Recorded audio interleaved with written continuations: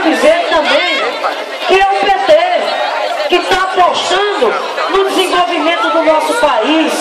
os investimentos na infraestrutura rodoviária, na infraestrutura aeroportuária. O Rio Grande do Norte, Petrônio, ganhou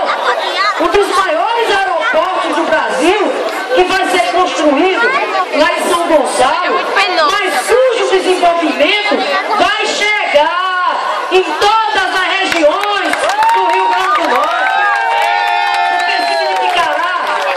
dinamizar a economia do nosso estado. Eu quero dizer que é a presidenta Dilma e o PT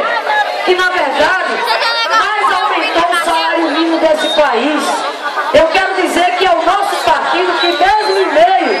a uma crise grande financeira no plano internacional, enquanto lá na Europa, nos países tidos como ricos, enquanto lá eles estão reduzindo a aposentadoria do povo, enquanto lá o desemprego está chegando na casa das famílias, aqui no Brasil o emprego continua crescendo. O governo vem investindo no funcionalismo. Agora mesmo, Petrônio, teve uma greve aqui do IFRN, em toda a rede, e o governo